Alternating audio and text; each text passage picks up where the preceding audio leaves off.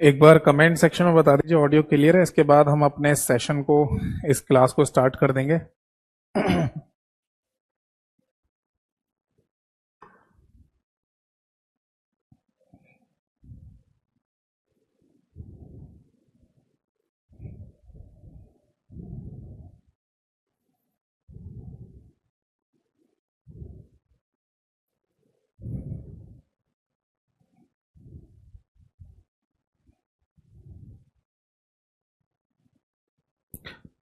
एक बार ठीक है। तो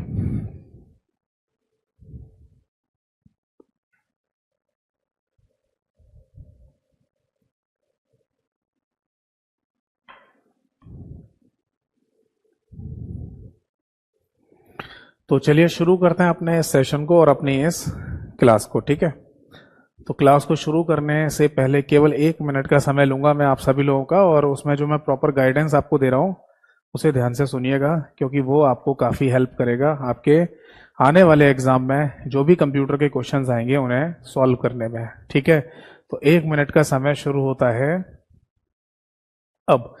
देखिए, क्लास में मैं जितनी थ्योरी करा रहा हूं आपको ये मोर देन सफिशिएंट है। इससे ज्यादा थ्योरी करने की आपको जरूरत नहीं है। आप एमसीक्यू प्रैक्टिस करिए, और उसमें भी मल्टीपल चॉइस क्वेश्चंस यानी कि एमसीक्यूज। और एमसीक्यूज में भी है ना पीवाईक्यू यानी कि प्रीवियस ईयर पेपर में आए हुए क्वेश्चंस को प्रैक्टिस करें तो वो ज्यादा सही है। तो आप इसके लिए काम कीजिए, मेरे यूट्यूब चैनल पर जाइए जिसका नाम है कंप्यूटर बाय यतेंद्र सर, उसे सब्सक्राइब कर लीजिए। और वहां है ना आप कम्युनिटी वाले सेक्शन में डेली बेसिस पर क्वेश्चन चेक कीजिए मैंने कितने क्वेश्चन डाले हैं। जितने भी क्वेश्चन डाले हों उन सभी को आंसर कीजिए। आपको लगेगा कि हमारा एक मॉक टेस्ट हो जाता है कंप्यूटर का डेली बेसिस पर। फिर आप चले जाओ प्लेलिस्ट वाले सेक्शन में, वहां पर आपको एक प्लेलिस्ट मिलेगी MCQ practice for all exam के नाम से। उसमें जितनी क्लासेस हैं वो सारी देखनी है, और जितनी आगे भी आए वो भी आपको देखनी है। ठीक है, अगर आप चाहते हैं कि उन एमसीक्यूज का पीवाईक्यूज का पीडीएफ फाइल चाहिए आपको, तो वो मेरे टेलीग्राम चैनल पर आपको मिल जाएगा। टेलीग्राम चैनल का नाम भी सेम ही है, कंप्यूटर बाय यतेंद्र सर। अगर किसी को इन दोनों लिंक से जुड़ने में दिक्कत हो रही हो तो आप सीधे टेलीग्राम या व्हाट्सएप जो भी आप यूज करते हो, आप उस पर मुझे अपने बैच का नाम लिखकर मैसेज कर देना, मेरे लिंक आपके पास आ जाएंगे। ठीक है जी, ये व्हाट्सएप टेलीग्राम दोनों मेरे एक ही नंबर से चलते हैं, 8448832987। 1 मिनट समाप्त हुआ। तो चलिए शुरू करते हैं आज के इस सेशन को और आज के इस क्लास को। सबसे पहले नमस्कार सभी को नमस्कार। आज की डेट डाल देते हैं 21 अगस्त, यानी कि 21 अगस्त 2024 आज की तारीख है बेटा। और जैसा कि लास्ट क्लास में ना हमारा चैप्टर चल रहा था कंप्यूटर आर्किटेक्चर, जो कि कंप्यूटर फंडामेंटल का सबसे पहला चैप्टर होता है। इस कंप्यूटर आर्किटेक्चर यानी कि कंप्यूटर की संरचना में हम लास्ट क्लास में बेसिकली पढ़ रहे थे, समझ रहे थे किसके बारे में? मदरबोर्ड के बारे में। ठीक है जी, तो इसी मदरबोर्ड पर अभी कुछ पॉइंट्स और बचे हुए हैं, उनको भी डिस्कस कर लेते हैं। मदरबोर्ड को जैसा कि मैंने पहले बताया आपको कि पीसीबी के नाम से भी बोला जाता है, यानी कि इसे प्रिंटेड सर्किट बोर्ड के नाम से भी बोल देते हैं। और मदरबोर्ड्स पर बेसिकली हम बात करें किसकी? कंपोनेंट्स की, यानी कि जितने भी कंपोनेंट्स लगे हुए हैं, घटक लगे हुए हैं, उन सभी घटकों की बात कर रहे हैं। ठीक है जी, चलिए तो मैं एक बार है ना फिर से वही डायग्राम आप सभी लोगों को दिखाना चाहूंगा मदरबोर्ड का, जो हम लास्ट क्लास में देख रहे थे।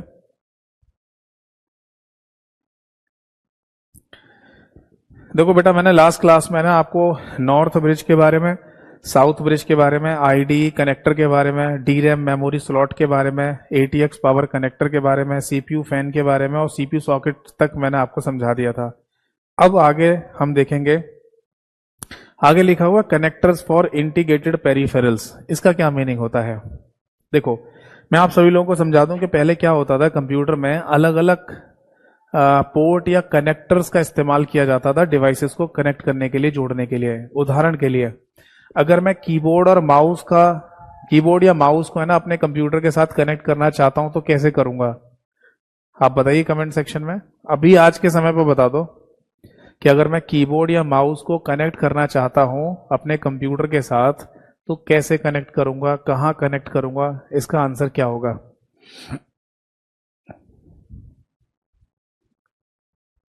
जो भी आपको पता हो, जो भी नॉलेज हो थोड़ा बहुत, वो आप कमेंट सेक्शन में लिख के बताइए।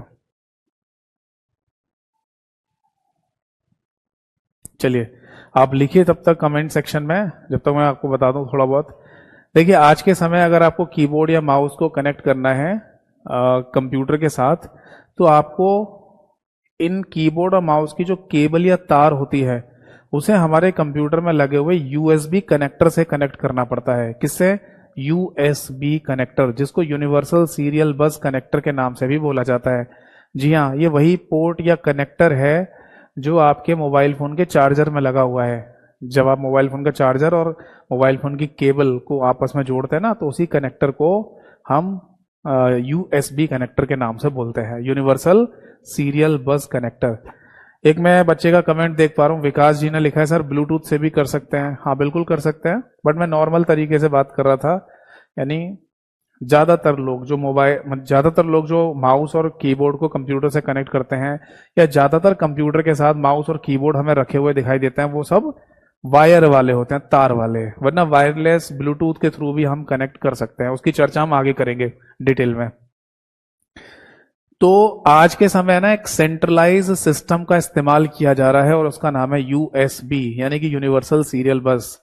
नॉलेज के लिए मैं आपको ये बात बता दूं कि यूएसबी का जो कॉन्सेप्ट है ना, वो 1996 में आया था। दुनिया की बहुत बड़ी बड़ी आईटी कंपनियों ने मिलके ये कॉन्सेप्ट बनाया था। जैसे आपने कॉम्पैक्ट कंपनी का नाम सुना होगा, आईबीएम कंपनी का नाम, माइक्रोसॉफ्ट कंपनी का नाम, नॉटेल नाम की एक कंपनी है, डेक नाम की एक कंपनी है, नेक नाम की एक कंपनी है। तो ये कुछ कंपनियां थी जिन्होंने मिलकर ना ये कॉन्सेप्ट बनाया था यूएसबी का 1996 में। और उन्होंने ये बोला कि कंप्यूटर बनाने वाली कोई भी कंपनी या कंप्यूटर से संबंधित डिवाइस बनाने वाली कंपनी, सभी लोग अपने डिवाइसेस में, कंप्यूटर्स में यूएसबी का कॉन्सेप्ट लेके आइए। क्योंकि हो क्या रहा था कि अलग अलग डिवाइसेस बन रही हैं, अलग अलग है ना सिस्टम बनाए जा रहे हैं, तो उनके लिए अलग अलग पोर्ट या कनेक्टर बनाए जा रहे थे। तो सभी कंपनियों ने सोचा कि आप बनाइए, कंपटीशन रखिए मार्केट में। यानी माउस बनाने वाली कंपनी कोई भी हो सकती है, दसियों कंपनी हो सकती हैं, बट जो कनेक्टर इस्तेमाल करेंगे वो एक ही करिए, यूएसबी कनेक्टर। तो ये 1996 से बहुत ज्यादा प्रचलन शुरू हुआ यूएसबी का, और आज के समय तो आप देख ही रहे हैं हर चीज यूएसबी से कनेक्ट हो रही है। चाहे मोबाइल फोन का चार्जर हो, चाहे आपका माउस कीबोर्ड हो, चाहे आपका कोई एक्सटर्नल डिवाइस हो जो मोबाइल से कनेक्ट करना हो, चाहे आपको लैपटॉप से, कंप्यूटर से कनेक्ट करना हो, टीवी से कनेक्ट करना हो, सब जगह आपको यूएसबी केबल, यूएसबी पोर्ट या कनेक्टर ही देखने को, सुनने को मिलता है। यस और नो? यस। तो आज के टाइम पर जो कनेक्टर्स हमारे कंप्यूटर में लगे हुए आते हैं, जनरली हम देखते हैं कि सभी लोगों के पास लैपटॉप वगैरह होता है आज के समय ज्यादातर। तो जो आज के समय लैपटॉप वगैरह में कनेक्टर या पोर्ट लगे हुए आते हैं, उनको मैं अभी फिलहाल के लिए बता रहा हूं आपको। थोड़ी सी इंफॉर्मेशन दे दूं, बाकी सब तो आपको वैसे पता ही होगा। बट शुरुआत से लेकर अभी तक जितने भी पोर्ट या कनेक्टर बनाए गए हैं कंप्यूटर के लिए, उन सभी को हम एक साथ लिखेंगे बाद में। क्योंकि ऐसा कई बार पूछ लिया जाता है कि डीवीआई पोर्ट का मतलब क्या है, वीजीए पोर्ट का मतलब क्या है, डिस्प्ले पोर्ट का मतलब क्या है, आरसीए कनेक्टर का मतलब क्या है, PSY2 पोर्ट का मतलब क्या है। तो ये सब मैं आपको एक साथ लिखवाऊंगा बाद में। फिलहाल के लिए ये जो मदरबोर्ड कंपोनेंट्स वाले टॉपिक को मुझे कंप्लीट करना है, इसलिए आज के समय किसी लैपटॉप में अगर कोई मदरबोर्ड लगा हुआ है तो उस पर कौन से कनेक्टर होते हैं वो मैं बता देता हूं आपको। ठीक है जी? इसके लिए मैं कुछ देर के लिए यहां से ये फोटो हटा देता हूं। देखो बेटा, सबसे पहले तो हेडिंग डालिए पोर्ट या कनेक्टर्स, या फिर जैसे कि वहां मदरबोर्ड पे जो शब्द लिखा हुआ था उसी शब्द को लिख देते हैं, कनेक्टर्स फॉर इंटीग्रेटेड पेरिफेरल्स, ये लिख लो। एक बात और बता दूं मैं आप सभी लोगों को कि कनेक्टर्स लिखा हुआ आ जाए या फिर पोर्ट लिखा हुआ आ जाए, PORTS, दोनों का मतलब सेम ही होता है, एक ही बात है। तो कनेक्टर्स या पोर्ट्स फॉर इंटीग्रेटेड पेरिफेरल्स, समझ में आ गया? अब पहली बात तो ये कि सर कनेक्टर या पोर्ट तो चलो समझ में आ गया हमें, ये इंटीग्रेटेड शब्द का मतलब क्या है? इंटीग्रेटेड शब्द का बेसिकली हिंदी में मतलब होता है समायोजन। समायोजन मतलब जुड़े हुए, समझ में आ रहे हैं? मतलब कंप्यूटर के साथ जो जोड़े गए हैं या जुड़े हुए हैं, उनके लिए इंटीग्रेट शब्द का इस्तेमाल किया जा रहा है, यानी समायोजन। और ये पेरिफेरल शब्द का इस्तेमाल क्यों किया गया है, तो इसके बारे में थोड़ी सी चर्चा करते हैं, ध्यान से सुनिएगा और देखिएगा। देखो, अगर कभी आपके पेपर में ये क्वेश्चन पूछा जाए कि पेरिफेरल क्या होता है या पेरिफेरल डिवाइसेस कौन कौन सी होती हैं, क्या इनका कोई हिंदी नाम होता है? नहीं, हिंदी में भी अगर लिखेंगे तो पेरिफेरल ही आपको लिखना पड़ेगा, कोई हिंदी नाम नहीं होता। और मैं आपको बता दूं कि लास्ट ईयर यानी कि 2023 में जो एसएससी सीजीएल मेंस का पेपर हुआ था, वहां पर भी है ना इस पेरिफेरल डिवाइस को लेकर एग्जाम में क्वेश्चन पूछा गया था। 2 मार्च से 7 मार्च के बीच में जो एसएससी सीजीएल मेंस का पेपर हुआ था, वहां पर भी पेरिफेरल का क्वेश्चन आया था। मतलब एक इंपॉर्टेंट टॉपिक है, ये दिमाग में रखिएगा। तो पेरिफेरल डिवाइसेस का बेसिकली मतलब ये होता है कि हमारे कंप्यूटर में बाहर से जितनी भी डिवाइसेस कनेक्ट होंगी। अब आप बोलेंगे सर कंप्यूटर शब्द किसको कह रहे हो, मतलब पूरा कंप्यूटर सेटअप को कह रहे हो या किसी और चीज को कह रहे हो? तो मैं आपको बता दूं, यहां जो मैं कंप्यूटर शब्द इस्तेमाल कर रहा हूं ये वही है सिस्टम यूनिट, जो हमारे कंप्यूटर में साइड में डब्बा खड़ा होता है। समझ में आ गई बात? देखो, ये बात ध्यान रखिएगा कि कंप्यूटर शब्द जो इस्तेमाल किया जाता है ना किसी डेस्कटॉप कंप्यूटर के केस में, यानी कि आपके सामने keyboard, mouse, monitor, system unit सब कुछ रखा हुआ है। आप कहने को बोल सकते हैं कि ये हमारे सामने एक कंप्यूटर रखा हुआ है, बट एक्चुअल में जो कंप्यूटर शब्द इस्तेमाल किया जा रहा है ना, वो साइड में खड़े हुए डब्बे के लिए होता है, जिसे सिस्टम यूनिट या कैबिनेट कहते हैं, वो होता है हमारा कंप्यूटर। तो उसी डब्बे से, उसी बॉक्स से, यानी कि सिस्टम यूनिट से बाहर से जितनी भी डिवाइसेस कनेक्ट की जाएंगी वो सारी पेरिफेरल डिवाइस कहलाती हैं। अब आप बोलेंगे सर पेरिफेरल शब्द ही इस्तेमाल करते हैं क्या बाहर से कनेक्ट की जाने वाली डिवाइसेस के लिए? तो मैं इसका एक प्रैक्टिकल एग्जांपल भी बता देता हूं आपको। देखिए, कुछ समय पहले है ना हमारे प्रधानमंत्री नरेंद्र मोदी साहब ने एक हाईवे का उद्घाटन किया था दिल्ली में, और उस हाईवे का नाम था ईस्टर्न पेरिफेरल हाईवे। ईस्टर्न शब्द समझ में आता है, हाईवे शब्द समझ में आता है, ये पेरिफेरल शब्द क्यों लगाया गया था उसमें?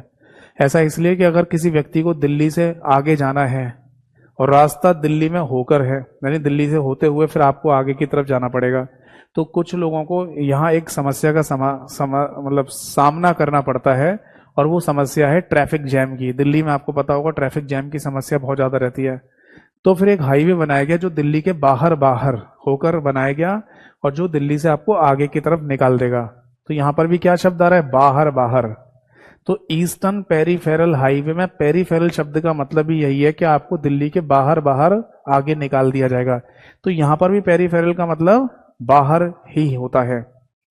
तो हमारे कंप्यूटर सिस्टम के साथ बाहर से कौन कौन सी डिवाइसेस लगाई जाती हैं?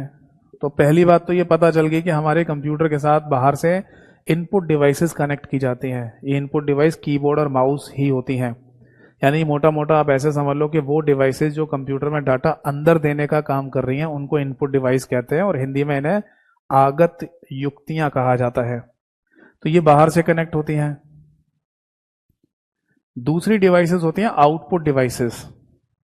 ये वो डिवाइसेस हैं जिनके थ्रू हमें इंफॉर्मेशन प्राप्त होती है। जैसे अगर मॉनिटर स्क्रीन की बात करें तो मॉनिटर स्क्रीन पर हम देख पाते हैं। अगर मैं प्रिंटर की बात करूं तो प्रिंटर से हमें प्रिंट आउट प्राप्त होता है। तो बेसिकली मॉनिटर, प्रिंटर जैसी डिवाइसेस जिनसे हमें कुछ मिल रहा है, तो इनको आउटपुट डिवाइस के नाम से बोला जाता है, और इनको भी कंप्यूटर में बाहर से ही कनेक्ट करते हैं। और तीसरा पॉइंट आता है external storage devices. External storage devices Hindi में कहा जाएगा बाहरी भंडारण युक्तियां। बाहरी भंडारण युक्तियां, इसका क्या मतलब है? इसका मीनिंग ये होता है कि हमारे कंप्यूटर में जितनी भी स्टोरेज डिवाइस हैं जो डाटा को अपने अंदर स्टोर करती हैं, जैसे कि रैम, रोम, हार्ड डिस्क, या और डिवाइसेस की बात करें तो पेन ड्राइव हो गई, मेमोरी कार्ड हो गया, सीडी डीवीडी हो गया, ये सब डाटा को स्टोर करने का काम करती हैं। बट इसमें दो चीजें हैं, कुछ डिवाइसेस तो कंप्यूटर के बाहर से कनेक्ट होती है और कुछ डिवाइसेस कंप्यूटर के अंदर ही लगी होती हैं। जैसे रैम, रोम, हार्ड डिस्क, ये तीनों चीजें कंप्यूटर के अंदर ही लगी हुई हैं। But CD DVD, memory card, pen drive जैसी डिवाइसेस की बात करें तो ये कंप्यूटर में बाहर से कनेक्ट की जाती हैं। है ना। तो स्टोरेज के डिवाइस के केस में ना हमें एक्सटर्नल शब्द लिखना पड़ेगा, क्योंकि ये इंटरनल और एक्सटर्नल दोनों होते हैं।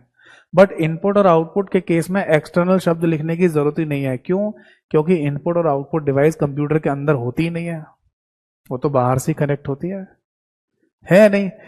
तो कंप्यूटर में जितनी भी इनपुट डिवाइसेस हैं, जितनी भी आउटपुट डिवाइसेस हैं, या जितनी भी एक्सटर्नल स्टोरेज डिवाइसेस हैं, इन सभी को पेरिफेरल डिवाइस के नाम से बोला जाता है। और जब इन पेरिफेरल डिवाइसेस को आप अपने कंप्यूटर के साथ कनेक्ट करेंगे तो इनके क्या लगाने पड़ेंगे आपको? पोर्ट या कनेक्टर्स, जो कि पहले से लगे हुए आते हैं। तो इसी क्रम में हम आगे लिखेंगे कि सबसे पहले तो हमें हमारे कंप्यूटर के अंदर यूएसबी पोर्ट या यूएसबी कनेक्टर देखने को मिलता है, जो कि सबसे कॉमन एग्जाम्पल है। ठीक, यहां पर यूएसबी की फुल फॉर्म लिखना चाहें तो लिख लेना बेटा, इसको यूनिवर्सल सीरियल बस के नाम से बोला जाता है। बाकी मैंने बताया था कि 1996 में Compaq, IBM, Microsoft, Nortel, DEC, NEC, इन जैसी कंपनियों ने मिलकर ये पूरा कॉन्सेप्ट तैयार किया था। अगर आप आज के समय यूएसबी कनेक्टर्स की बात करें जो हमारे कंप्यूटर में लगे होते हैं, उसमें टोटल मिला के 4 पिन का कॉन्सेप्ट होता है डाटा को स्थानांतरित करने के लिए। जैसे कि लास्ट क्लास में मैंने आपको बताया था कि अगर आप मोबाइल फोन के चार्जर, जैसे मेरे सामने है ही, मैं फिर दोबारा दिखा देता हूं आपको, ये हमारे मोबाइल फोन का चार्जर है।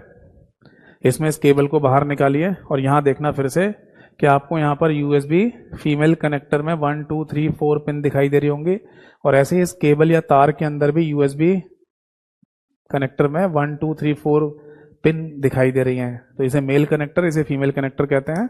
और इस तरीके से ये पिन से पिन आपस में जुड़ जाती हैं और सिग्नल ट्रांसफर होना शुरू हो जाता है। ठीक है जी। तो मोटा मोटी बात हमें ये समझ में आ गई कि यहाँ पर पिनों का कॉन्सेप्ट होता है डाटा को स्थानांतरित करने के लिए। अगर आप इन 4 पिन का कॉन्सेप्ट को समझना भी चाहते हैं तो कुछ इस तरीके से समझ सकते हैं। पहले ये नोट कर लिया आपने, नोट कर लीजिए इसको। ठीक है,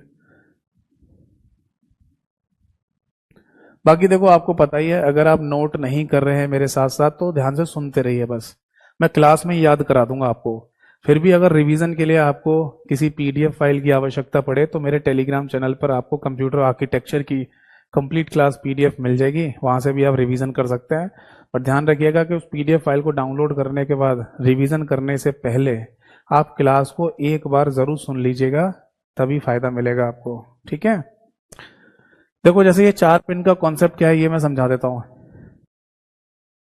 सपोज दैट कि हमारे पास कोई पेन ड्राइव है, और आपने ये बात सुनी होगी कि पेन ड्राइव को भी यूएसबी पेन ड्राइव बोल दिया जाता है, बोलते हैं ना, क्योंकि पेन ड्राइव के आगे यहाँ जो कनेक्टर या पोर्ट लगा होता है वो यूएसबी वाला ही होता है।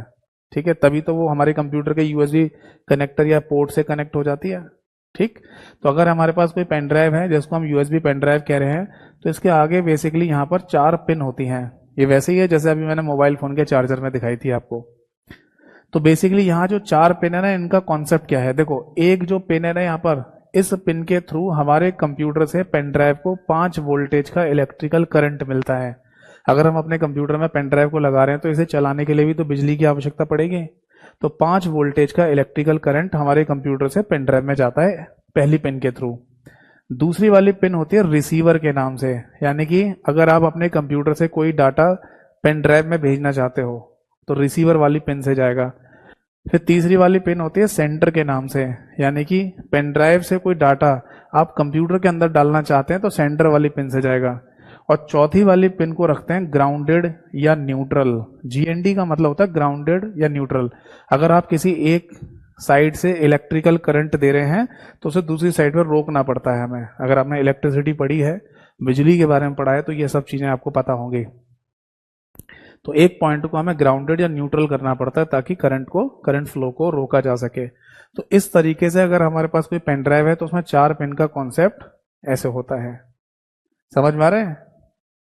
तो जहां कहीं भी यूएसबी का कॉन्सेप्ट होगा, 4 पिन का कॉन्सेप्ट होगा, यही वाला कॉन्सेप्ट होगा वहां पर। ठीक है जी, तो ये होता है पिन का कॉन्सेप्ट 4 पिन के केस में। बट कहीं कहीं पर किसी पोर्ट या कनेक्टर में पिन की संख्या ज्यादा भी हो सकती है, तो वहां कुछ अलग कॉन्सेप्ट होगा। ठीक है, चलिए। तो आगे हमें ये पता चला कि यूएसबी कनेक्टर हमारे कंप्यूटर में या लैपटॉप वगैरह में आज के समय हमें देखने को मिलेगा, जिसको यूएसबी यानी यूनिवर्सल सीरियल बस कहा जाता है, और टोटल 4 पिन का कॉन्सेप्ट होता है। ठीक है, हमारे किसी कंप्यूटर में आज के समय HDMI कनेक्टर भी हमें देखने को मिल जाएगा। ये HDMI कनेक्टर बेसिकली किसी डिस्प्ले या मॉनिटर स्क्रीन को कनेक्ट करने के लिए इस्तेमाल में लाया जाता है, जिसको हाई डेफिनेशन मल्टीमीडिया इंटरफेस के नाम से बोला जाता है। ये बात हम सभी लोगों को पता है कि फुल फॉर्म्स है ना, अक्सर एग्जाम्स में पूछी जाती हैं, और बीते अभी कुछ समय पहले एक पेपर हुआ है स्टेट गवर्नमेंट का, जहां पर HDMI की फुल फॉर्म भी पूछी गई है। ठीक है, तो हाई डेफिनेशन मल्टीमीडिया इंटरफेस इसका फुल फॉर्म है, और टोटल 19 यानी कि 19 पिन का कॉन्सेप्ट इस्तेमाल में लाया जाता है डाटा को स्थानांतरित करने के लिए, ट्रांसफर करने के लिए। यानी कि आप अपने कंप्यूटर से डिस्प्ले यानी मॉनिटर स्क्रीन पर डाटा को भेज रहे हैं, तो 19 पिन का इस्तेमाल होता है इसमें टोटल मिला के। ठीक है, इसके बाद है ना, आपके कंप्यूटर में एक लगा होगा, लिख लीजिए, दैट इज ईथरनेट पोर्ट या ईथरनेट कनेक्टर। मैं आप सभी लोगों को बता दूं, इनका कोई हिंदी नाम नहीं होता, जो अंग्रेजी में लिखा है वही हिंदी में लिखा जाएगा, ईथरनेट। या ईथरनेट कनेक्टर को लैन कनेक्टर या लैन पोर्ट के नाम से भी बोल दिया जाता है, यानी कि लोकल एरिया नेटवर्क पोर्ट। अब पेपर में ये पूछा जा सकता है कि बताइए लैन कनेक्टर या ईथरनेट कनेक्टर में टोटल कितने पिन का कॉन्सेप्ट इस्तेमाल में लाया जाता है डाटा को स्थानांतरित करने के लिए, तो आंसर है 8 पिन का। ये वही कनेक्टर है जो आपके कंप्यूटर में इंटरनेट वाली जो केबल लगाई जाती है उसमें आपने देखा होगा, देखा ना, इंटरनेट की तार जो आप लगाते हैं कंप्यूटर में। मैं वायरलेस की बात नहीं कर रहा, वायरलेस में तो कोई तार होता ही नहीं है ना। जैसे आपका लैपटॉप है तो वायरलेस कनेक्ट हो जाएगा किसी वाईफाई से, बट अगर आपके पास कोई डेस्कटॉप कंप्यूटर है तो उसमें जो इंटरनेट की तार लगा रहे हैं आप, वो कनेक्टर है ना, लैन पोर्ट या ईथरनेट पोर्ट के नाम से जाना जाता है। इसके बाद नेक्स्ट लिख लीजिए, आपके कंप्यूटर में ना एक होगा, that is 3.5 millimetre audio jack. ये वही पोर्ट या कनेक्टर है जिसमें आप हेडफोन या ईयरफोन लगा के गाने वगैरह सुन लेते हैं। तो इसमें टोटल डाटा को स्थानांतरित करने के लिए एक ही पिन का इस्तेमाल करते हैं। और इसके बाद एक आपको मिल जाएगा अपने कंप्यूटर में पावर कनेक्टर, इसमें भी टोटल एक ही पिन का इस्तेमाल किया जाता है डाटा को या सिग्नल को ट्रांसफर करने के लिए। ठीक है, तो बेसिकली अगर मेरे पास कोई आज के समय आज की डेट में कोई लैपटॉप है तो उसमें ये चीजें तो मुझे देखने को मिलेंगी। USB connector, HDMI connector, Ethernet connector, 3.5 millimetre का ऑडियो जैक और एक पावर कनेक्टर। ठीक है, नोट कर लीजिए।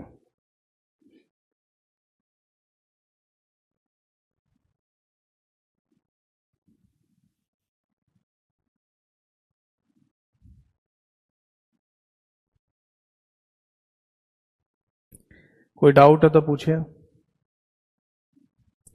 तो इस वाले पॉइंट में यानी कि पोर्ट या कनेक्टर्स में हमें 2-3 तो फुल फॉर्म पता चल गई है ना, यूएसबी की, HDMI की और लैन की, और बाकी इनमें पिन के कॉन्सेप्ट भी हमको पता चल गया है ना।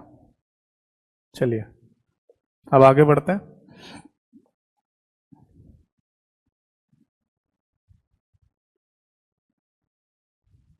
चलिए, तो ये वाला पॉइंट तो हमारा क्लियर हो गया। अब मैं डायग्राम है ना आपके सामने फिर से दिखा देता हूं, मदरबोर्ड का डायग्राम। देखो, मदरबोर्ड के डायग्राम में अब आगे लिखा हुआ है सीमॉस बैकअप बैटरी। चलो इसको समझते हैं। तो हेडिंग डालिए CMOS backup battery, CMOS backup battery. अब क्वेश्चन ये आता है कि क्या हमारे कंप्यूटर में कोई बैटरी भी लगी होती है? तो आप बोलेंगे जी हाँ सर, हमारे पास एक लैपटॉप है, उस लैपटॉप में नीचे एक बैटरी लगी हुई है। बेटा मैं उस बैटरी की बात नहीं कर रहा जो हमारे लैपटॉप में नीचे लगी हुई है। तो फिर ये कौन सी बैटरी है? ये बेटा मदरबोर्ड की बात चल रही है, और मदरबोर्ड के ऊपर एक बैटरी लगी हुई है। तो फिर ये बैटरी होती किस काम के लिए? चलिए इस पर चर्चा करते हैं। देखो बेटा, आपने ना हाथ में पहने जाने वाली घड़ी के अंदर लगा हुआ सेल देखा है कभी? जी हाँ, मैं इसी वाली घड़ी की बात कर रहा हूँ जो मैंने पहन रखी है। इसको जब आप खोल के देखेंगे ना तो इसमें छोटा सा एक सेल निकलेगा, है ना, बैटरी बोल सकते हैं, सेल बोल सकते हैं। उसी का थोड़ा सा बड़ा रूप, इतना बड़ा, ऐसा मार्केट में एक सेल मिलता है। मैंने है ना अभी कुछ दिनों पहले एक टीवी या एसी का रिमोट कंट्रोल देखा था, उसमें भी इसी प्रकार का एक सेल लगा हुआ देखा था। वैसे तो आजकल टीवी या एसी के जो रिमोट कंट्रोल होते हैं, ये वाला जो, इसमें अगर आप खोल के देखेंगे तो पेंसिल सेल मिलेगा आपको। समझ में आ रहा है? ये वाले सेल मिल जाएंगे आपको जिनको पेंसिल सेल के नाम से बोला जाता है। बट कुछ टीवी या एसी के रिमोट कंट्रोल आ रहे हैं ऐसे, जिनके अंदर वो एक इतना बड़ा, मान लो जैसे जो 50 पैसे का सिक्का होता था, है ना, तो उतना बड़ा ही हमें सेल वहां देखने को मिला। अब वो सेल या बैटरी हमारे कंप्यूटर के मदरबोर्ड पर लगी क्यों है, इसका क्या लॉजिक है, वो मैं आपको समझाता हूं। देखो, इसका आंसर हमें मिलेगा कुछ इस तरीके से। आप मुझे ये बताइए कि जब आप अपने कंप्यूटर को ऑन करते हैं, सपोज दैट कि आपने अपने कंप्यूटर को 21 तारीख को ऑन किया, आपने काम किया, और फिर आपने अपने कंप्यूटर को शट डाउन कर दिया, बंद कर दिया, और 2 दिन बाद अगर आप अपने कंप्यूटर को ऑन करते हैं तो कितनी तारीख आपको दिखाई जाती है कंप्यूटर में? क्या डेट आ रही होती है? 21 तारीख आ रही होती है या फिर 23 तारीख आ रही होती है?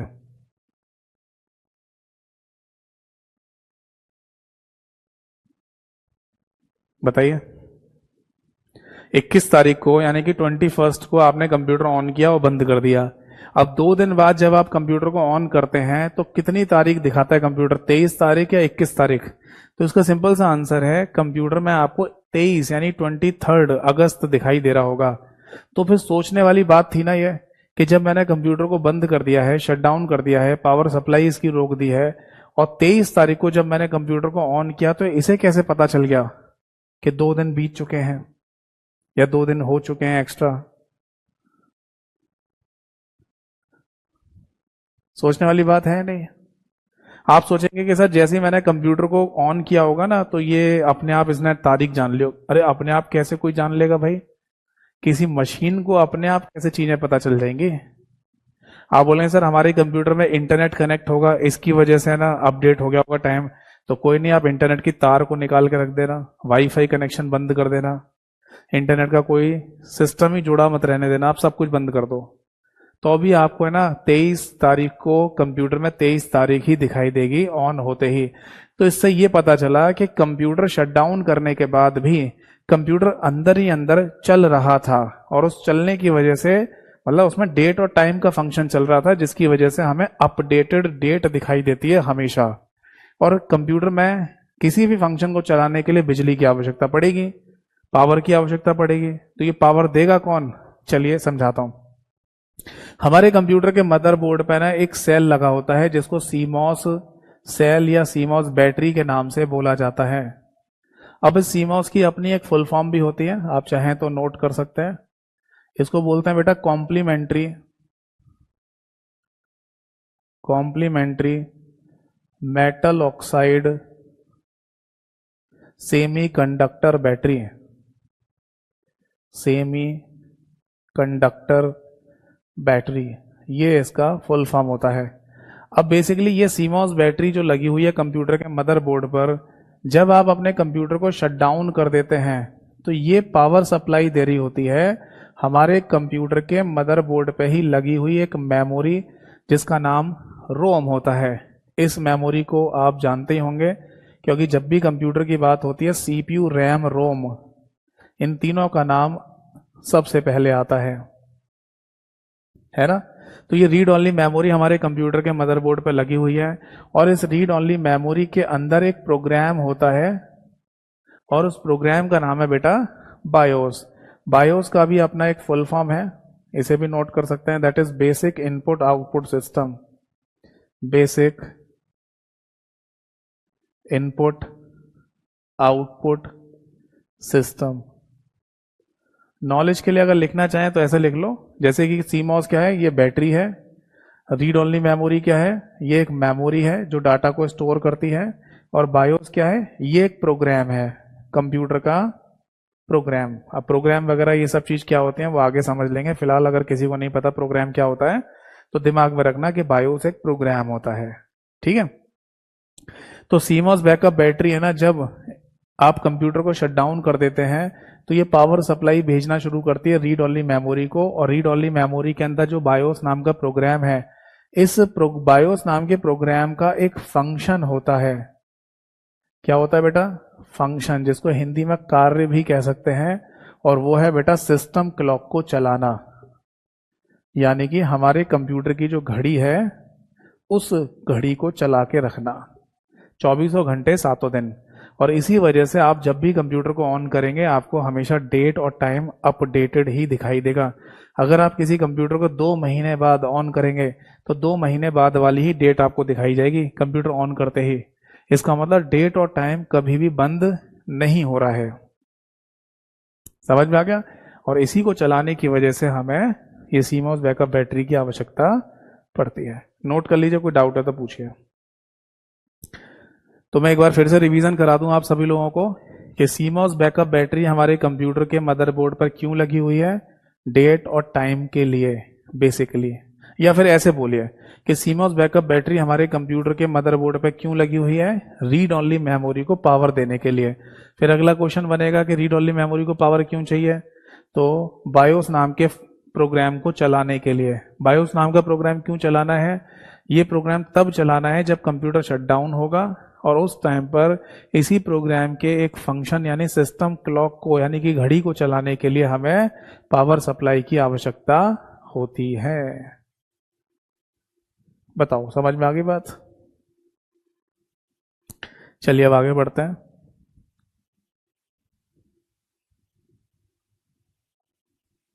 नेक्स्ट, कंप्यूटर के मदरबोर्ड के ऊपर जो भी कंपोनेंट्स लगे हुए हैं उनमें अगला नाम आता है, नेक्स्ट देखिए, दैट इज पीसीआई स्लॉट्स। ये क्या होता है इसके बारे में चर्चा करते हैं। देखो हेडिंग डालिए पीसीआई स्लॉट्स, और इसमें भी आगे मल्टीप्लाई बाय 5 लिखा हुआ है ना। तो सबसे पहले तो पीसीआई की फुल फॉर्म लिख लो। पीसीआई की फुल फॉर्म होती है पेरीफेरल। आप बोलेंगे सर पेरीफेरल शब्द अभी आपने समझाया था, ये वही है ना? हाँ। एक बच्चे का कमेंट आया है, सर बायोस ना हो तो? देखिए वैसे मैंने अभी आपको जो समझाया था, सभी लोग सुन लीजिए इस बात को, कि बायोस नाम के इस प्रोग्राम का एक फंक्शन होता है सिस्टम क्लॉक को चलाना। बट जैसा कि सुधीर ने पूछा है कि बायोस नाम का प्रोग्राम अगर नहीं है तो सबसे पहली बार डेट और टाइम तो चलेगी नहीं फिर, क्योंकि हर बार जब आप अपने कंप्यूटर को शट डाउन कर देंगे और उसके बाद अगर मान लो 2 दिन बाद कंप्यूटर ऑन करना है तो ऑन करते ही आपको डेट और टाइम सेट करना पड़ेगा। आपको फिर अपने हाथ की घड़ी देखनी पड़ेगी और देखना पड़ेगा कितना समय हो रहा है। अच्छा, फिर कंप्यूटर में ये टाइम सेट करें आप। अब आप बोलेंगे सर टाइम और डेट सेट ना करें तो क्या फर्क पड़ रहा है? तो बेटा बहुत सारी एप्लीकेशंस, बहुत सारी चीजें ऐसी होती हैं जो रियल टाइम पर काम कर रही होती हैं, यानी उन्हें वास्तविक समय उनसे जुड़ा हुआ होना चाहिए। तो वो सारी एप्लीकेशन फेल हो जाएंगी, काम नहीं करेंगी। नॉर्मली काम हो सकता है, जैसे मूवी देख रहे हो, गाने सुन रहे हो, गेम खेल रहे हो, ये सब तो चलता रहेगा। बट इवन इंटरनेट भी अगर आप चला रहे होंगे ना तो उसमें भी रियल टाइम कनेक्ट होना चाहिए आपके कंप्यूटर का, वरना कुछ ना कुछ किसी ना किसी प्रकार की एरर आती रहेगी। तो करेक्ट डेट और टाइम होना चाहिए, ठीक है। बट वही वाली बात, चलो मान लो आप किसी कंप्यूटर को ऑन करके डेट और टाइम सेट कर भी लेते हो, और जब तक कंप्यूटर ऑन रहेगा सही चलता रहेगा डेट और टाइम, है ना। पर जैसे ही कंप्यूटर बंद कर दोगे तो डेट और टाइम बंद हो जाएगा। फिर दोबारा ऑन करोगे 2 दिन 5 दिन बाद फिर सेट करोगे। तो इन्हीं सब चीजों से बचने के लिए ये बायोस वाला कॉन्सेप्ट और सीमॉस वाला कॉन्सेप्ट रखा गया, ठीक है। बाकी एक बात और बता दूं मैं आपको कि ये जो बायोस का जो सिस्टम क्लॉक नाम का फंक्शन है ना, ये एक फंक्शन है, बाकी इसके और भी काम होते हैं जो हम आगे चर्चा करेंगे, पढ़ेंगे भी।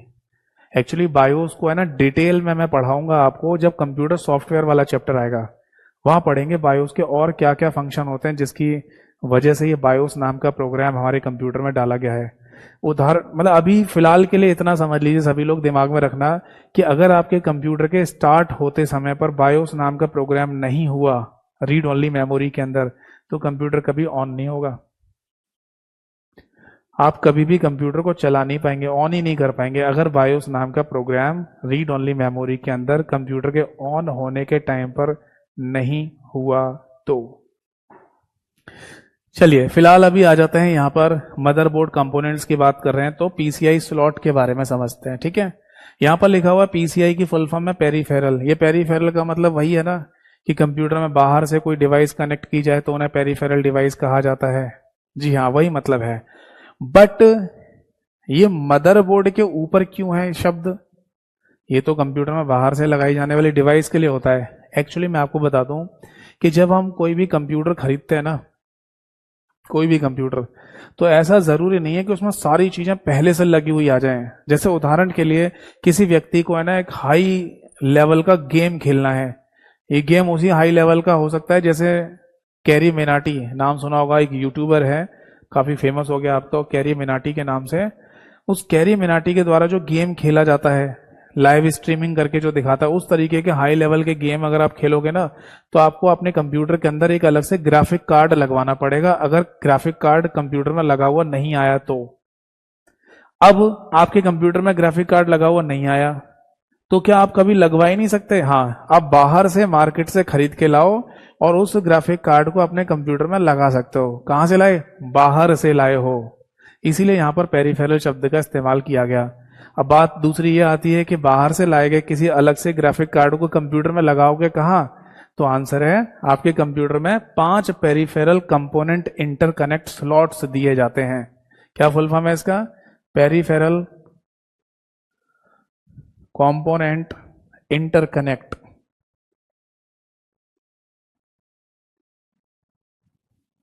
समझ में आ गया? तो आपके कंप्यूटर में, कंप्यूटर के मदरबोर्ड पर 5 पेरिफेरल कंपोनेंट इंटरकनेक्ट स्लॉट्स दिए जाते हैं, ताकि अगर ऐसा हो कभी कि आपको कुछ अलग से डिवाइसेस बाहर से लाकर कंप्यूटर में लगानी पड़ जाए तो उनके लिए जगह पहले से मौजूद होनी चाहिए। उदाहरण के लिए कोई पूछेगा मेरे से कि सर कौन कौन सी डिवाइसेस लगाई जा सकती हैं अलग से, तो सबसे पहला एग्जाम्पल तो यही लिख सकते हो कि आपके कंप्यूटर में अगर पहले से ग्राफिक कार्ड वगैरह नहीं आया है हाई रेजोल्यूशन वाले गेम वगैरह खेलने के लिए, तो ये लगा सकते हो। या मान लीजिए आपको कोई एक्सटर्नल साउंड कार्ड टाइप लगाना है, या साउंड कार्ड ही लिख लो। मान लो अगर आपको कोई अलग से साउंड कार्ड वगैरह लगाना है तो आप लगा सकते हैं। इसके अलावा मान लीजिए कभी अगर आपको जरूरत पड़ती है कि अपने कंप्यूटर में टीवी ट्यूनर कार्ड लगवाना है। ये क्या चीज होती है? टीवी ट्यूनर कार्ड का मतलब ये होता है कि आपको अपने कंप्यूटर को बिल्कुल टीवी जैसा बनाना है, यानी कि आप रिमोट कंट्रोल से ना टीवी में जैसे चैनल चेंज करते हो वैसे कंप्यूटर में भी चेंज हो जाएंगे। बट ये तभी होगा जब आप अपने कंप्यूटर में टीवी ट्यूनर कार्ड लगा लो, नॉर्मली नहीं हो सकता। तो इस तरीके की एक्स्ट्रा फीचर्स अगर आपको चाहिए तो इन्हें लगाने के लिए हमारे कंप्यूटर के मदरबोर्ड पर पीसीआई स्लॉट्स दे दिए जाते हैं। समझ में आ गई बात? एक बच्चे ने लिखा है सर वो कैसे पता चलेगा, शायद आप सुधीर आप ये लिखना चाह रहे हैं शायद कि ग्राफिक कार्ड है या नहीं, ये कैसे पता चलेगा? वो हर एक लैपटॉप पे लिखा हुआ आ जाता है या कंप्यूटर पे लिखा हुआ आता है। जैसे अगर आप कोई लैपटॉप खरीदते हैं तो जहां लैपटॉप में टच पैड दिया होता है उसी के लेफ्ट में या राइट साइड में ग्राफिक कार्ड का एक टैग लगा के देते हैं, अगर देंगे तो। या कोई कंप्यूटर खरीद रहे हैं डेस्कटॉप कंप्यूटर, तो उसमें भी सिस्टम यूनिट के ऊपर चिपका रहेगा कहीं ना कहीं, यानी मतलब बता देती है कंपनी कि आपको एक अलग से ग्राफिक कार्ड इसमें लगा के दे रहे हैं या नहीं। अगर दे रहे हैं तो आप हाई रेजोल्यूशन वाले गेम को खेल सकते हैं। समझ में आ गया सभी को? ठीक है, और अब एक लास्ट पॉइंट और बचा हुआ है कंप्यूटर के मदरबोर्ड कंपोनेंट्स में, दैट इज एजीपी स्लॉट। बाकी सारे के सारे मैंने लाइन से पूरे कवर करा दिए हैं। तो एजीपी स्लॉट और समझा देता हूं, एक बार ध्यान से देख लो। एजीपी स्लॉट वो काली काली सी पट्टी आपको दिखाई दे रही होगी, है ना? इसको और देख लेते हैं। तो मैं डायग्राम को यहां से हटा देता हूं पहले, फिर आपको समझाता हूं एजीपी स्लॉट के बारे में। चलिए हेडिंग डालिए एजीपी स्लॉट।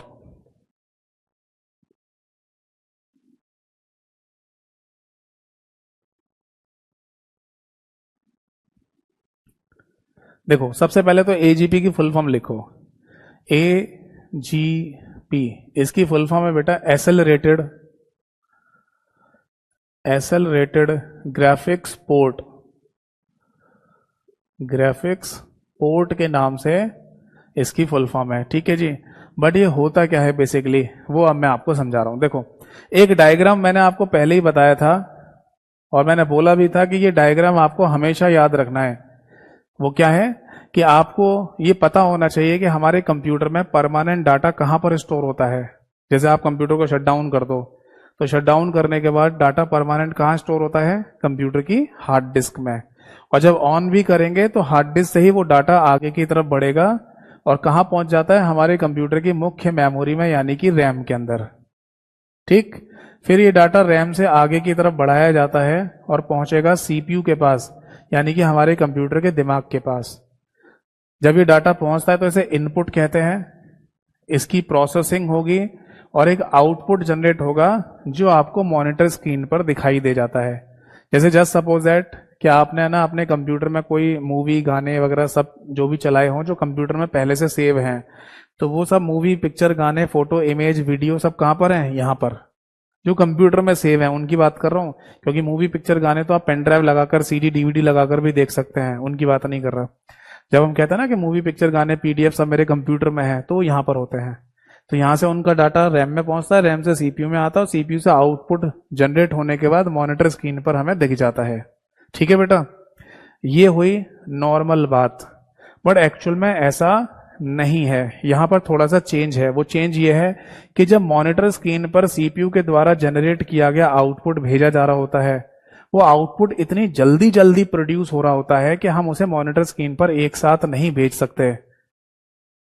ये वैसे समझ लो जैसे खेती हो रही है, फार्मर्स हैं, किसान हैं, खेती कर रहे हैं, अनाज उपजा लिया उन्होंने। अब उतने जितना अनाज उपजा लिया है, जितना अनाज पैदावार हो गई है अनाज की, वो एक साथ तो मार्केट में नहीं भेजी जा सकती ना, कि मार्केट में आप एक साथ भेज दो और खरीद लिया, बेच लिया जाए या लोग खा जाएं उसे। तो फिर क्या बना दिए जाते हैं, गोदाम बना दिए जाते हैं। यानी कि गोदाम बना दिए जाएंगे जहां पर आप उन अनाज को रख दो, जब जरूरत पड़ेगी तो गोदाम से मार्केट में निकालकर उसे बेचना शुरू करेंगे। ये सरकार भी कर सकती है। सरकार को आपको पता ही होगा, सरकार की अपनी खुद की एक एजेंसी है एफसीआई, जिसे फूड कॉर्पोरेशन ऑफ इंडिया कहते हैं, वो ये काम करती है।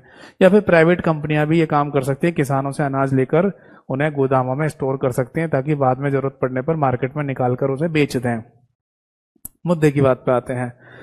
जो गोदाम होते हैं उनको किस तरीके से समझा जा सकता है, उनको है ना एक बफर की तौर पर समझा जा सकता है। बफर शब्द का मतलब समझते हैं, टेम्पररी स्टोरेज।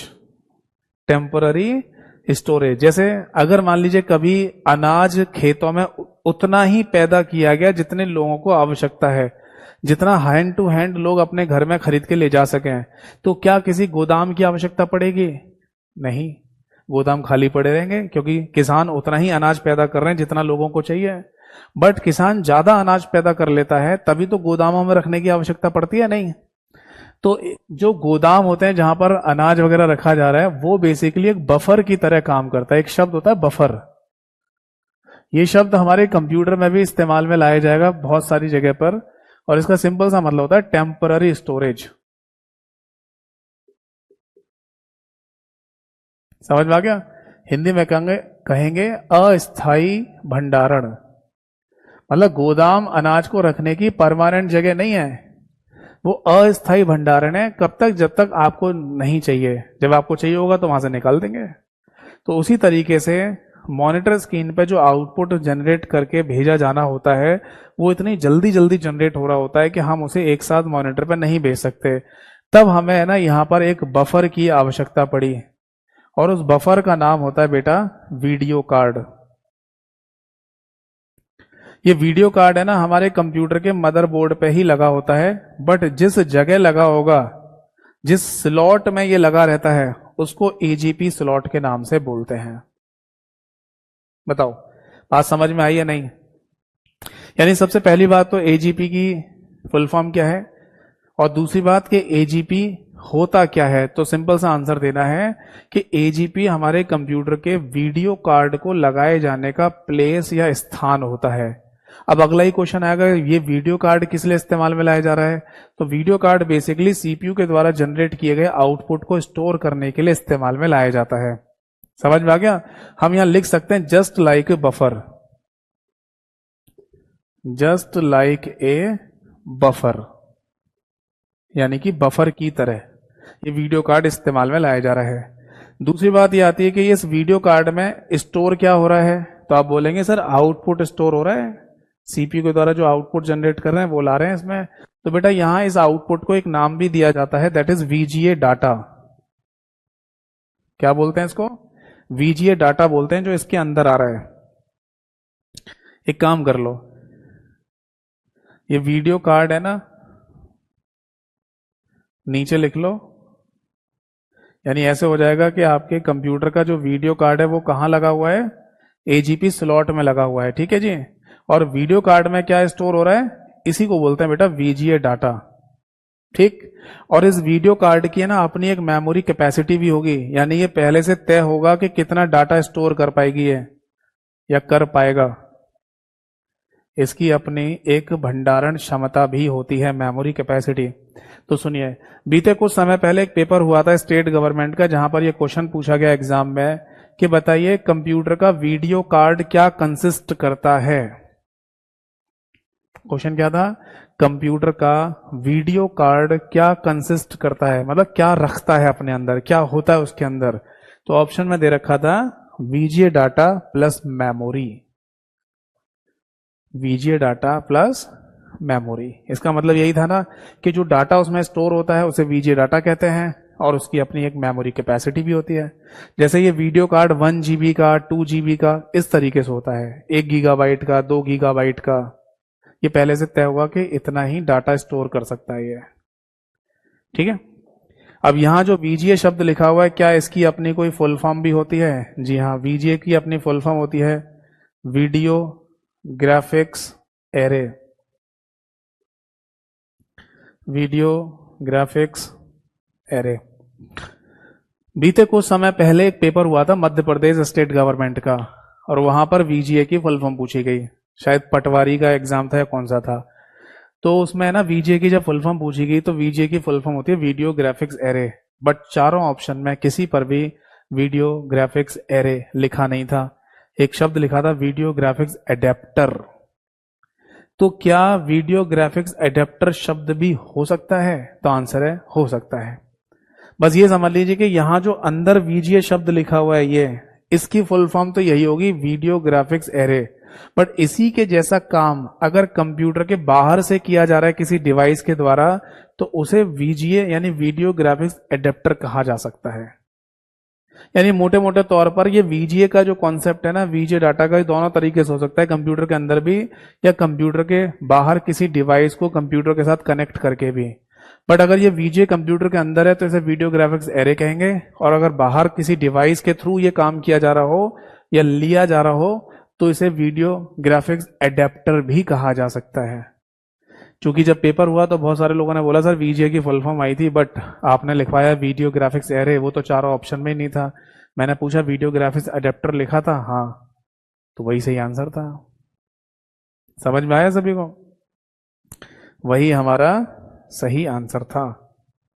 तो दोनों को याद रखिएगा। अब आप बोलेंगे सर यहीं लिख दो ना एरे के साथ में, मैं एरे के साथ में इसलिए नहीं लिख रहा, वरना फिर आपको ये लगेगा कि यहाँ जो वीजीए का फुल फॉर्म है ना वो दोनों ही हो सकता है, जबकि इसका तो एक ही फुल फॉर्म है।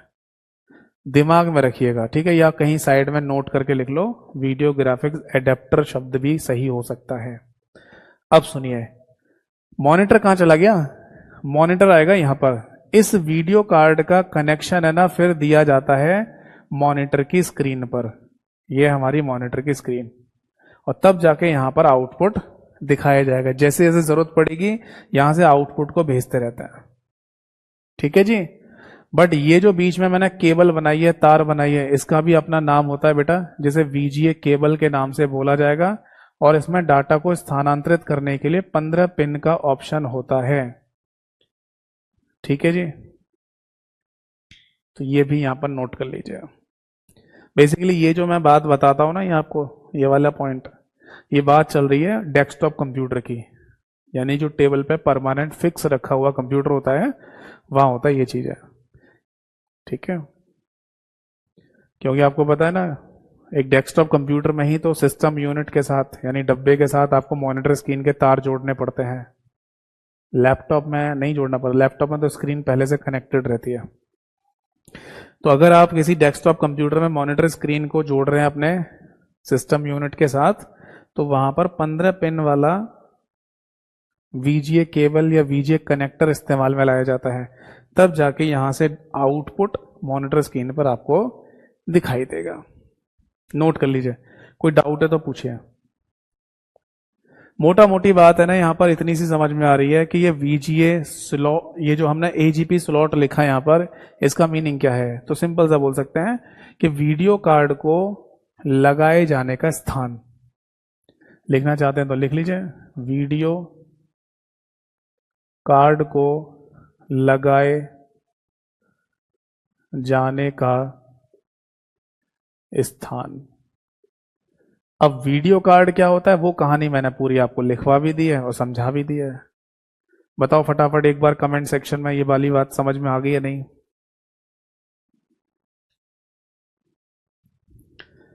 जल्दी से फटाफट कमेंट सेक्शन में बताइए, all the things are clear और नॉट।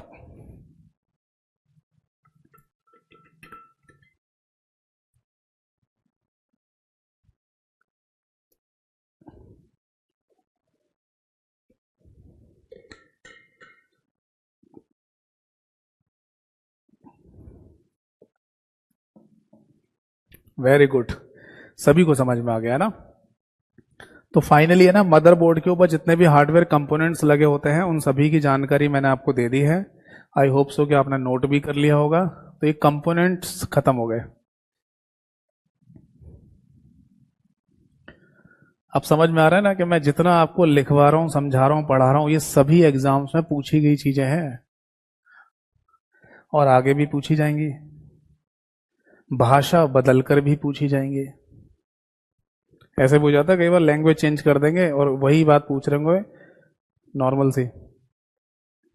चलो, अब फाइनली मदरबोर्ड खत्म नहीं हुआ, मदरबोर्ड के ऊपर लगे हुए कंपोनेंट्स खत्म हो गए हैं।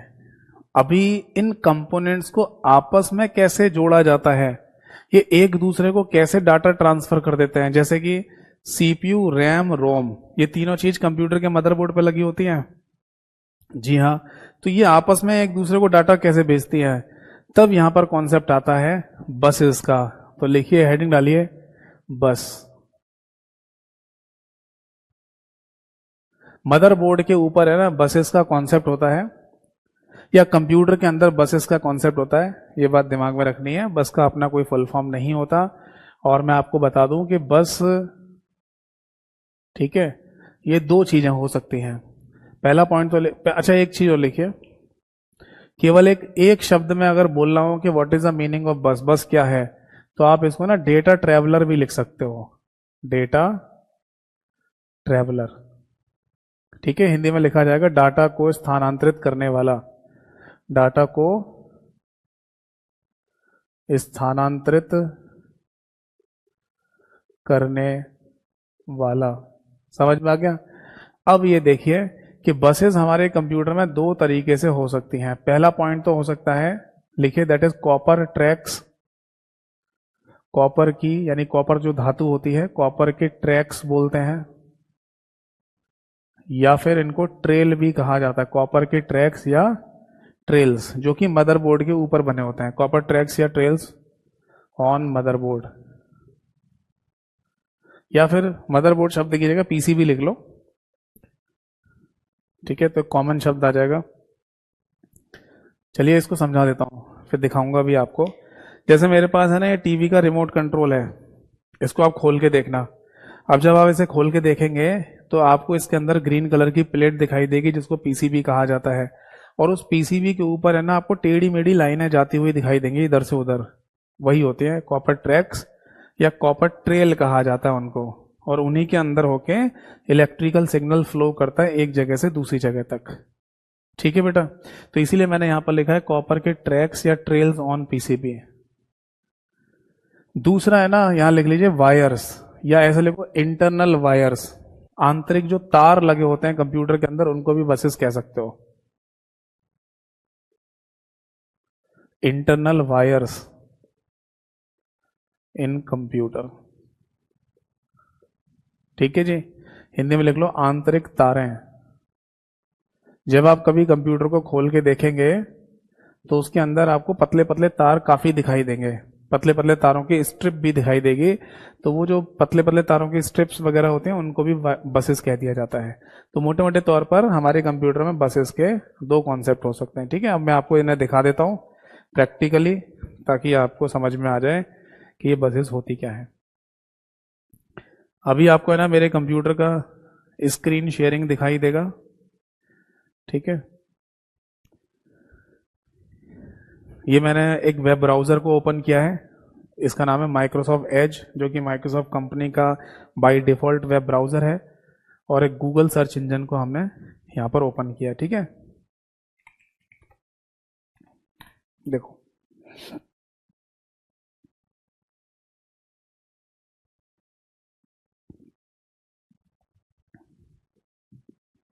देखो, इनको कहा जाता है बसेस। यानी ये जो डायग्राम आपको दिख रहा है, ये आप है ना अपने किसी भी इलेक्ट्रॉनिक डिवाइस को खोल के देखना, उसमें मिल जाएगा। और ये जो टेढ़ी मेढ़ी लाइनें आपको दिखाई दे रही हैं, इन्हीं को बेसिकली बसेस के नाम से बोला जाता है। इन्हीं में होके इलेक्ट्रिकल सिग्नल फ्लो करता है एक जगह से दूसरी जगह तक।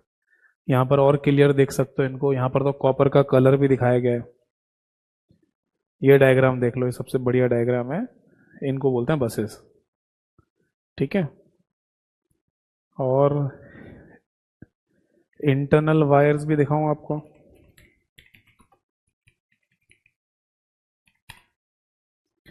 आपको ना ऐसे तार वगैरह भी दिखाई देंगे कंप्यूटर के अंदर लगे हुए, तो इनको भी बसेस के नाम से बोल दिया जाता है। ठीक है, चलिए अब मैं आपके सामने आ जाता हूं। तो फाइनली है ना हमें ये समझ में आ गया कि बसेस का कॉन्सेप्ट क्या होता है। ठीक है, चलिए अब आगे देखो। जैसे मैंने कहा ना, सीपीयू से डाटा है ना रैम के पास पहुंच रहा है, रैम से सीपीयू में पहुंच रहा है ना, इस तरीके का कॉन्सेप्ट होता है हमारे कंप्यूटर में। तो ये सब किसके थ्रू पहुंचेगा? बसेस के थ्रू पहुंचेगा। ठीक, तो बसेस के अपने कोई टाइप्स भी होते हैं क्या? यानी कि बसेस के अपने प्रकार भी होते हैं क्या? तो आंसर है जी हाँ। देखो, बस हमारे कंप्यूटर में टोटल 3 प्रकार की होती है। उदाहरण के लिए ऐसे समझ लो कि हमारे कंप्यूटर में, कंप्यूटर के मदरबोर्ड पर 2 हार्डवेयर कंपोनेंट्स लगे हुए हैं, एक ए के नाम से और एक बी के नाम से। तो ए से मान लीजिए कोई डाटा भेजा गया है बी की तरफ, तो ये जाता है डाटा बस के द्वारा। अब बी के पास जो डेटा आया है ए की तरफ से, बी को ये भी तो पता होना चाहिए कि वो आया कहां से है। तो ये इंफॉर्मेशन भेजी जाती है बी के पास एक अलग प्रकार की बस के द्वारा, जिसको एड्रेस बस के नाम से बोला जाता है। ठीक, और एक तीसरी बस और भी होती है जो ए से बी की तरफ कनेक्टेड रहेगी, जिसको कंट्रोल बस के नाम से बोला जाता है। इसका क्या फंक्शन होता है अभी समझेंगे। तो पहले एक एक करके सभी बसेस के बारे में मैं आपको बताता हूं। देखो, सबसे पहले तो आप यही लिख लीजिए, डाटा बस। ये क्या होती है? तो इसका सिंपल सा मतलब है इट कैरीज द डेटा, यानी कि यह डेटा को लेके जाती है। It carries the data. Hindi में लिख लीजिए, डाटा को ले जाने वाली, को ले जाने वाली बस। तो ए से बी तक जो डेटा को लेके जाएगी उसी को डेटा बस के नाम से बोलेंगे। फिर दूसरा लिख लीजिए एड्रेस बस। इसके बारे में लिख लीजिए, it carries the address of data. It carries the address of data. Hindi में लिखा जाएगा, यह डाटा के एड्रेस को ले जाने वाली बस होती है। ठीक है बेटा। और तीसरी बस का नाम है दैट इज कंट्रोल बस। इसका मीनिंग क्या है उसे आप ऐसे लिखिए। देखो, कंट्रोल बस के अंदर बेसिकली 2 चीजें जाती हैं। पहली चीज जाती है टाइमिंग सिग्नल, मतलब कि जो डेटा है ना ए से बी तक भेजा गया है उसका पूरा समय प्रक्रिया ये सब क्या होगी, मतलब कितने समय में वो पहुंचेगा बी के पास, और फिर जो भी उसके साथ होना है वो कितने समय में पूरा हो जाएगा। ये सारी जानकारी कंट्रोल बस है ना बी को जाके दे देती है। बी को बता देती है, ठीक है। और एक दूसरा पॉइंट होता है यहां पर, that is type of operation. Type of operation, ये क्या होता है, हिंदी में लिख लीजिए ऑपरेशन का प्रकार। ऑपरेशन का प्रकार मतलब जो डेटा है ना ए से बी की तरफ भेजा गया है उसके साथ होना क्या है, कौन सा ऑपरेशन होना है। यहाँ ऑपरेशन का मतलब आप ऐसे समझ लो जैसे प्लस होना है, माइनस होना है, मल्टीप्लिकेशन होना है, डिवीजन होना है, क्या होना है। भाई ए से कोई डेटा बी की तरफ भेजा गया है और बी को बोला गया कि इन डाटा को आपस में जोड़ के आंसर बता दो क्या निकलेगा, तो एडिशन का ऑपरेशन हो गया ना ये, है ना। ए से बी तक कोई मान लो डाटा भेजा गया है और बोला जाए कि इनको डिवाइड करके बताओ क्या आंसर निकलेगा, तो डिवीजन वाला ऑपरेशन हो गया। तो ये दोनों इंफॉर्मेशन कंट्रोल बस लेके जाती है ए से बी की तरफ, ठीक है। नोट कर लीजिए, कोई डाउट है तो पूछिए। देखिए जैसा मैं देख पा रहा हूँ कैमरे की बैटरी का सिंबल आ गया है अचानक, पता नहीं कैसे, ऐसा होता तो नहीं है। तो अचानक अगर स्क्रीन ऑफ हो जाती है तो आप चिंता मत कीजिएगा, मेरे को बस मुश्किल से मुश्किल 1 मिनट का समय लगेगा कैमरे की बैटरी को चेंज करने का, तो मैं चेंज कर दूंगा, वॉइस मेरी आती रहेगी।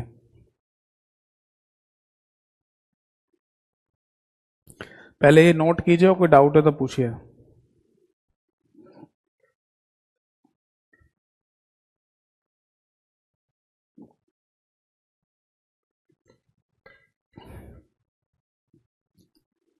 ये कंप्यूटर की बैटरी नहीं है, कंप्यूटर तो डायरेक्टली पावर से ही चल रहा है। ये कैमरे की बैटरी, कैमरे में लगी हुई है बैटरी, कैमरे को डायरेक्टली बिजली से कनेक्ट नहीं किया गया है। चलो इसका भी जुगाड़ निकालेंगे, कैमरे को सीधे बिजली से कनेक्ट करेंगे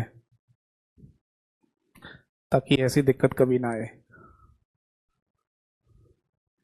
समझ आ गया सभी को, आगे बढ़े। तो फाइनली है ना, बस का कॉन्सेप्ट हमें समझ में आया, हमारे कंप्यूटर के मदरबोर्ड पर या कंप्यूटर के अंदर क्या होता है।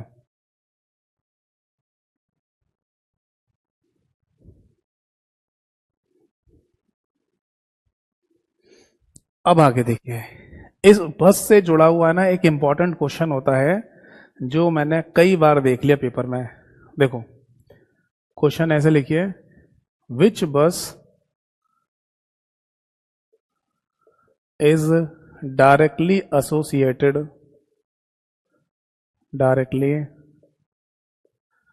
associated with main memory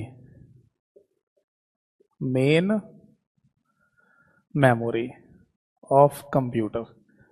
अब मुझे जल्दी से फटाफट कमेंट सेक्शन में बताइए कि हमारे कंप्यूटर की मुख्य मेमोरी यानी मेन मेमोरी किसे कहा जाता है, बताओ। जब तो मैं इसका हिंदी लिख रहा हूं, कंप्यूटर की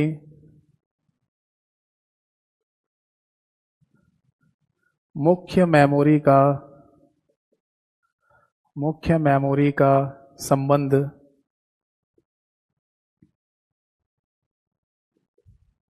किसके साथ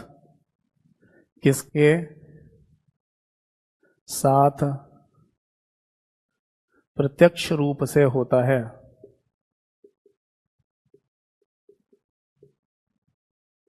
ठीक है, तो मैं आप सभी लोगों को बताता हूं कि हमारे कंप्यूटर में मेन मेमोरी कहा जाता है रैम को, यानी कि रैंडम एक्सेस मेमोरी को। आप चाहें तो ये बात यहां लिख भी सकते हैं कि ये जो रैम मेन मेमोरी शब्द लिखा है ये रैंडम एक्सेस मेमोरी को बोला जाता है। तो रैंडम एक्सेस मेमोरी का सीधा संबंध हमारे कंप्यूटर की एक बस के साथ होता है, और इन तीनों में से उस बस का नाम है बेटा एड्रेस बस। लिख लीजिए इस क्वेश्चन का सही आंसर एड्रेस बस। अब इस बात का मतलब क्या है, एड्रेस बस के साथ संबंध होता है, ठीक है, बट मीनिंग क्या है इस बात का। तो मैं आप सभी लोगों को बता दूं कि एक्चुअली होता क्या है कि हमारे कंप्यूटर का जो कॉन्सेप्ट है ना उसमें एड्रेस बस और रैम का सीधा संबंध है, जिससे इन दोनों के बारे में इंफॉर्मेशन प्राप्त हो जाती है। ये आप ऐसे समझ लीजिए इस बात को, जैसे जैसे मान लो मैं अपने घर में रहता हूं और मेरे घर में जैसे मेरी वाइफ है, तो अगर मैं घर में कभी नहीं हूं तो उनको पता होगा ना कि हाँ मैं कहाँ गया हूं। तो एक डायरेक्ट रिलेशन है जिसमें मेरी बातें मेरी वाइफ को पता होंगी और मेरी वाइफ की बातें मेरे को पता होंगी, तो वो हम दोनों एक दूसरे से डायरेक्टली जुड़े हुए हैं। ऐसे समझ लो, बहुत से एग्जाम्पल बना सकते हो आप। तो जिससे दोनों की इंफॉर्मेशन पता चल जाए। तो उसी तरीके से कंप्यूटर में एड्रेस बस का और मेन मेमोरी का संबंध होता है। समझाता हूं इसको एक क्वेश्चन के थ्रू। जैसे एक एग्जाम हुआ जहां पर यह क्वेश्चन पूछा गया था कि अगर आपके कंप्यूटर में एड्रेस बस की संख्या, मतलब एड्रेस बस कोई एक बस थोड़ी होती है, कोई एक लाइन एड्रेस बस थोड़ी कहलाती है, ऐसी ढेर सारी एड्रेस बस हो सकती हैं। तो मान लीजिए ऐसा क्वेश्चन बनाया गया कि एड्रेस बसेस की संख्या जो है वो है मान लीजिए 16, यानी कि 16।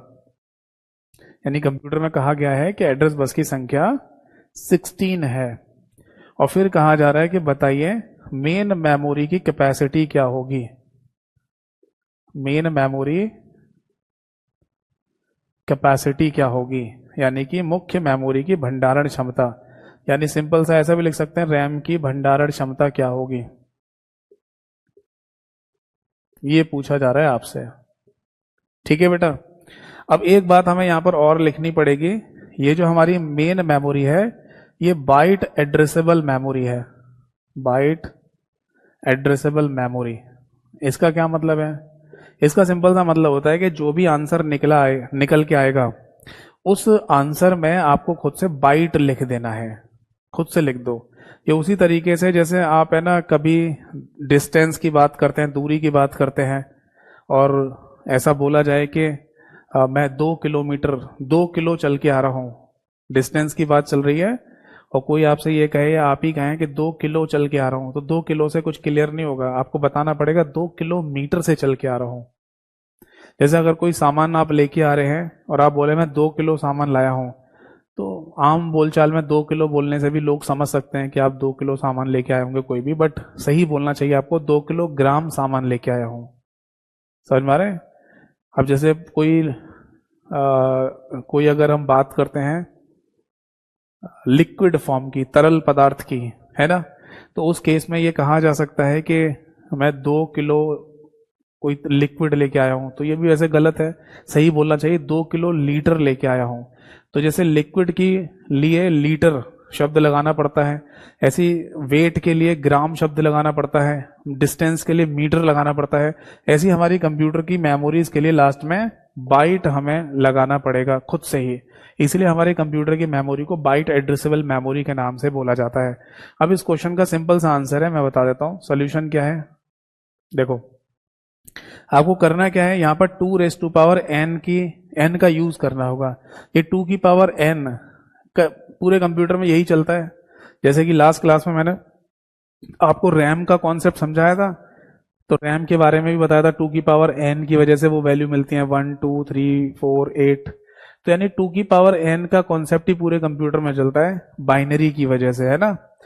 अब समझना ये है कि यहां पर n को क्या बोला जा रहा है, बस n है ना वो बदल सकता है अलग अलग जगह पर, बट फॉर्म यही रहेगी 2n, है ना। तो यहां पर n होता है नंबर ऑफ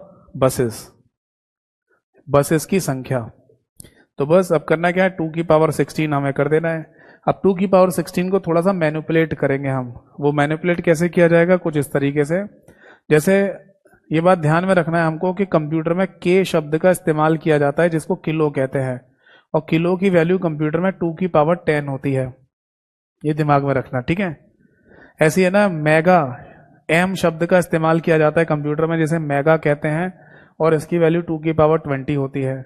ऐसे ही कंप्यूटर में जी यानी गीगा शब्द का इस्तेमाल किया जाता है जिसकी वैल्यू 2 की पावर 30 होती है। ये मैंने खुद से नहीं लिखा, ये कंप्यूटर में पहले से तय है, पहले से ही लिखा हुआ है। तो आप किलो बोलते हैं इसकी वैल्यू 2 की पावर 10 है, मेगा बोलते हैं 2 की पावर 20 है, गीगा बोलते हैं तो 2 की पावर 30 इसकी वैल्यू होती है। तो हमें कुछ ऐसा करना है ताकि ऐसा कोई लेटर हमें मिल जाए। तो एक काम कर सकता हूं मैं, यहां पर 2 की पावर 16 को 2 की पावर 6 मल्टीप्लाई बाय 2 की पावर 10 में तोड़ लूंगा मैं। ऐसा क्यों कर रहा हूं, क्योंकि 2 की पावर 10 को फिर मैं के लिख दूंगा ना। अब 2 की पावर 6 क्या होता है, 2 की पावर 6 होता है बेटा 64 यानी कि 64, और 2 की पावर 10 होता है किलो, और मेमोरी कौन सी है, बाइट एड्रेसेबल मेमोरी। तो आंसर आ गया 64 किलो बाइट। यानी अगर हमसे ये कहा जाए कि किसी कंप्यूटर में, या हमसे पूछा जाए कि किसी कंप्यूटर में टोटल 16 एड्रेस बसेस का इस्तेमाल किया जा रहा है तो उसमें मेन मेमोरी की कैपेसिटी कितनी होगी, तो इस क्वेश्चन का सही आंसर होगा 64 किलोबाइट। बताओ बात समझ में आ गई या नहीं? तो ये था वो क्वेश्चन, वो पॉइंट जो मेन मेमोरी को एड्रेस बस के साथ डायरेक्टली एसोसिएट होने से बताता है। ये बताता है कि दोनों आपस में जुड़े हुए होते हैं। ऐसी सेम चीज ऐसे भी हो सकती है कि अगर आपको मेन मेमोरी की कैपेसिटी दे दी जाए कि मान लो कंप्यूटर में 64 किलोबाइट की मेमोरी लगी हुई है, रैम लगी हुई है, तो बताओ एड्रेस बस की संख्या कितनी होगी? तो बस यही क्रम पीछे लेके चले जाना, यहां पर 16 आंसर आ जाएगा। ठीक है। एक पॉइंट यहां पर और आप दिमाग में रख सकते हैं, हमारे कंप्यूटर में कुछ सेकेंडरी मेमोरी भी होती है। सेकेंडरी मेमोरी में क्या क्या नाम आता है?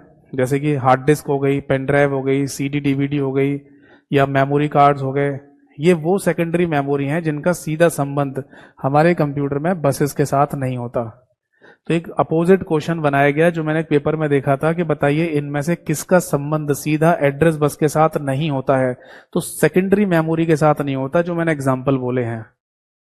बट ये जो रैम है यानी मेन मेमोरी, जिसको प्राइमरी मेमोरी भी कहा जाता है, इसका सीधा संबंध एड्रेस बस के साथ होता है। तो 2 पॉइंट आप लिख सकते हैं अगर आप नोट कर रहे हैं तो। ऐसे भी लिख सकते हो कि सीधा संबंध मेन मेमोरी के साथ कौन सी बस का होता है? तो है एड्रेस बस। और सेकेंडरी मेमोरी के साथ सीधा संबंध, या ऐसे लिखिए कि एड्रेस बस का सीधा संबंध किस मेमोरी के साथ नहीं होता है? तो आंसर होगा सेकेंडरी मेमोरी के साथ। यानी hard disk, pen drive, CD DVD, memory card, इनके साथ एड्रेस बस का कोई सीधा संबंध नहीं होता। इनडायरेक्टली हो सकता है, डायरेक्टली नहीं होता है। ठीक है। तो आज की क्लास और आज की सभा यहीं पर समाप्त होती है। ठीक, वैसे भी 1.25 घंटा हो गया। अब जल्दी से फटाफट अगर किसी का कोई डाउट है तो आप आराम से पूछिए, अदरवाइज हम मिलेंगे अपनी नेक्स्ट क्लास में और इसके आगे के पार्ट को कंप्लीट करेंगे।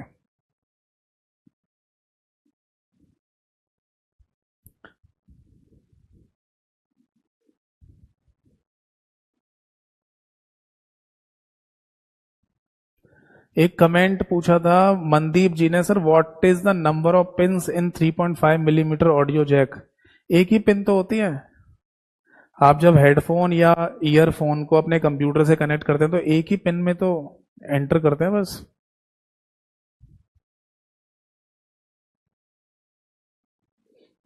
और कोई डाउट है?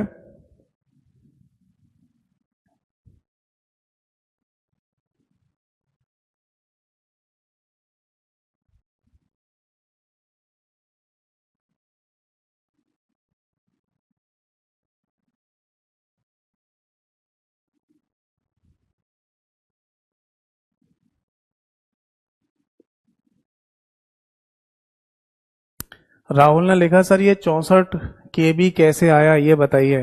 बेटा अभी तो यही चीज बताइए, ये तो वही वाली कहानी हो गई कि ना रामायण पूरी खत्म हो गई और आप कह रहे हैं सीता किसका बाप था। मतलब ये भी नहीं पता कि सीता महिला थी या पुरुष थी, पुरुष था। तो ये तो क्लियर होना ही चाहिए। 64 KB कैसे आया? अरे ये बताया तो, और कैसे बताया बेटा? कहाँ दिमाग था आपका?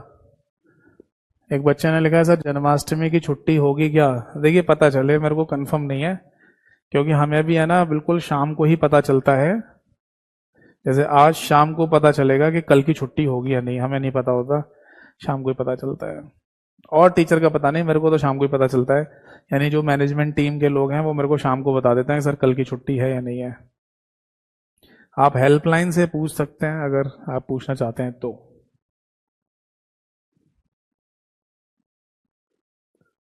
कौन है ये राहुल? राहुल बेटा कैसे क्या कर रहे हो आप? है ये अभी तो समझाया, आप दिमाग नहीं दोगे तो कैसे होगा? देखो 2 की पावर 16 हो गया, 16 यहाँ पे रखा हुआ है।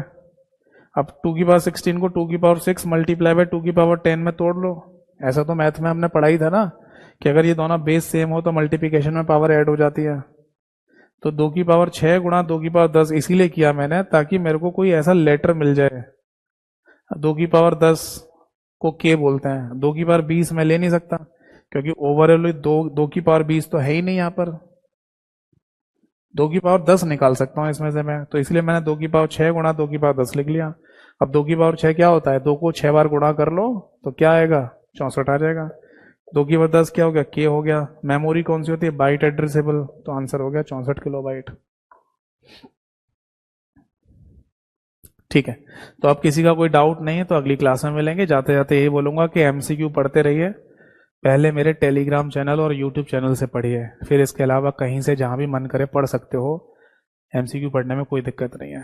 और डाउट आए तो फोटो खींचिए या स्क्रीनशॉट लेकर मुझे मेरे व्हाट्सएप पे सेंड कर दिया करो। जैसे जैसे समय मिलेगा मैं रिप्लाई ज़रूर करूंगा। व्हाट्सएप नंबर मैंने क्लास के शुरुआत में आपको दिया ही था।